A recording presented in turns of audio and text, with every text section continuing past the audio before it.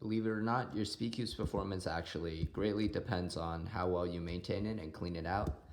And if you don't do it once in a while, you could end up like this, which is one of my friend's cubes that he gave me to clean, and I had no idea what happened to it meanwhile in the process.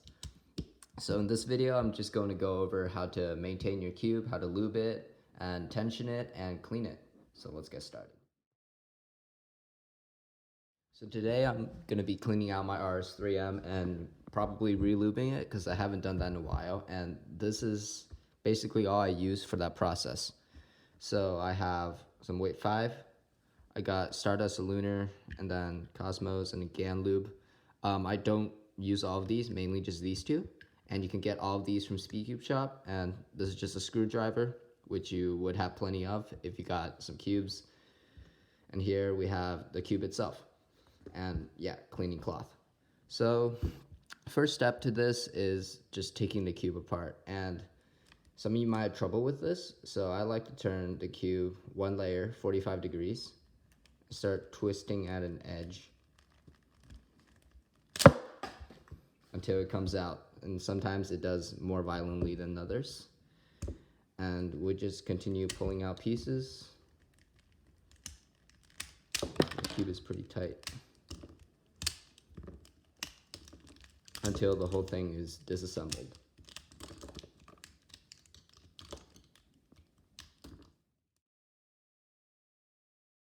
So once the cube is disassembled, the first step would just be wiping everything down.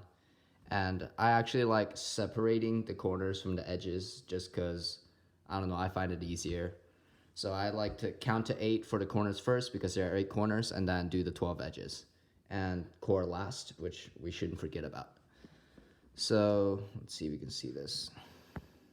So you guys notice, once you use your cubes for a bit, there's going to be some grime and dirt that's going to get stuck in there. And this will actually slow down your cube by a lot. And if you try to add more lube in, sometimes it just turns the whole cube into like a gunky, slow feeling cube, which isn't good.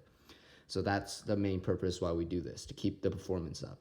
So I'm actually going to try to time lapse this process, and we'll see how that goes.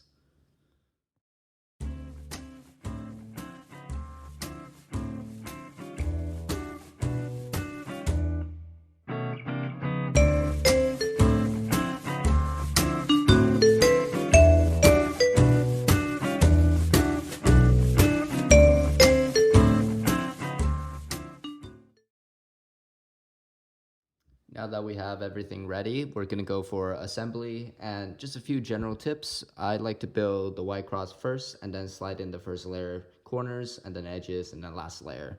Again, I'm gonna time lapse this because it's gonna be kind of annoying to watch.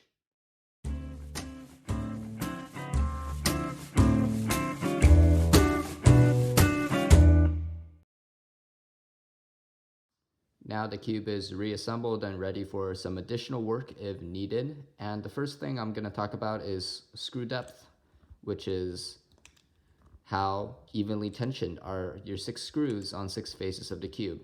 And I know a lot of people don't bother doing this because of how tedious it could be, but I'll just show you guys a way that I do it and a few easy tricks to make sure that your cube performs well. So first, as we see, we took the center caps off. And then I just like pulling from the edges apart to see whether this crevice and this one is about even, to check for the red and orange side. So I'll do this, and you see that's about even, even, even, even. And another note is you want the crack size to be about the same on all 6 sides. And if it isn't, say one side is significantly looser or tighter than the other, you'll want to adjust that accordingly with a screwdriver. And you do that 4 times for this pair of colors, and then we switch. So now we're adjusting blue and green instead of before where it's red and orange. And we do the same thing, and then we do the same thing for white and yellow. And as you can see here, white side's a little bit looser because the crack's a little bigger, so I'm going to tighten that a little bit. Maybe loosen yellow a little bit. But you shouldn't need to twist anything too hard. And yeah, that's screw depth in a nutshell. The next possibility for customization is something we call spring tension. So that is how tightly the spring is wounded inside the core. So let's just demonstrate the effects of the spring first. So imagine if there's no spring, then if I pull the cube apart, it will stay apart. So say I have this face down, it will just drop like that. But the spring is pulling against my hand to restore the layer to its previous position. So that is what spring tension is. And depending on your cube, this could be different. So in the Moyu system, which is really easy to use, you have this little tool and you attach it, and then you can twist counterclockwise 9 clicks until you hear the big pop. So that's position 1 again, because I had it on 5. And then I'm just going to put that back into the position I have it on. 2, 3, 4, 5. And with these systems, or a GAN system with the numbers, it's very easy to see or count the clicks. But on cheaper cubes, you might not even have that option at all. So this part is completely optional. And another thing I want to talk about is adjustable magnets, which you might have seen in my WRM video. But again, this is the RS3M and it does not have any magnet adjustment. So you don't have to worry about that as well. But if you do, just read the instruction manual and you should figure it out. It's very intuitive and easy. The final step in a cube setup is my personal favorite, and that is actually lubing the puzzle. And this step is critical to how the cube performs, as it determines its feel and speed. So the way I like to think about it is I have a base lube first, which is a lube that just makes the cube feel smoother and doesn't necessarily speed or slow down the cube. So weight 5 is a pretty good middle option. And then if the cube is feeling a little slow after that, I usually add these faster lubes, which are Lunar and Stardust, which you can get from Speedcube Shop. And same with Cosmos. Cosmos is actually a slow lube, which means that after weight 5, if you feel like your cube is still too fast, then you can add a drop of this, but don't add too much because this is very effective.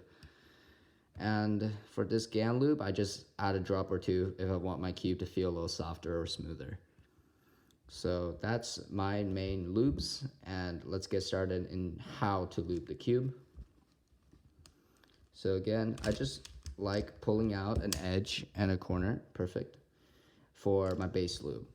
And the way we do this is we like to think about where does these pieces touch each other. And for the edge, that's here, where it joins up together with the corner piece. So I usually put some weight 5 there. Just like that, syringe it.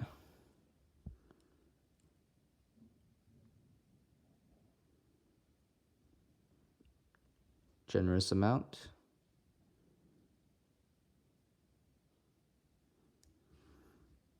And for the corner, similarly, I just think about where they touch. So we'll put some around here as well. You don't need a whole lot of this for this to work. Just a little bit is fine. Okay, now that we have some weight 5 on both of these two pieces, I like to put them back in the cube and break them in first before I do my drop-ins, which are my other lubes.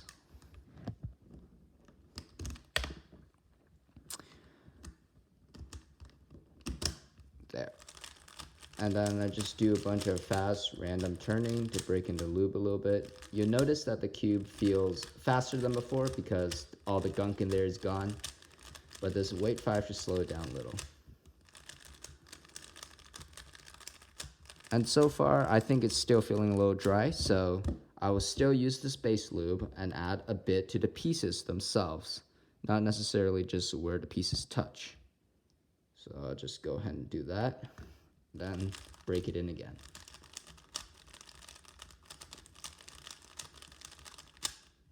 And you can do this as much as you feel comfortable.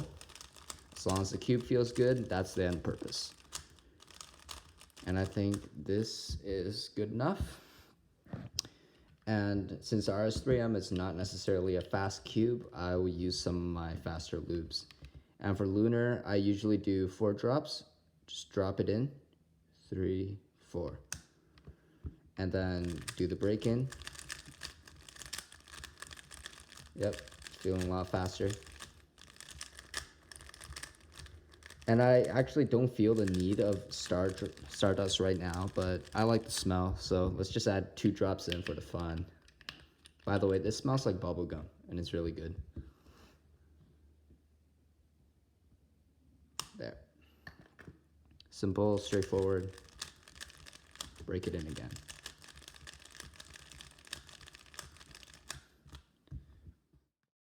So this is a quick overview of how to clean out your cube and re-lubing / tensioning it. And shout out to my friend Max, who left his cube unattended for quite a while and it got really bad. And don't let your cube get this bad. I hope you guys found this video interesting, and I'll see you guys in the next one. Thanks, guys.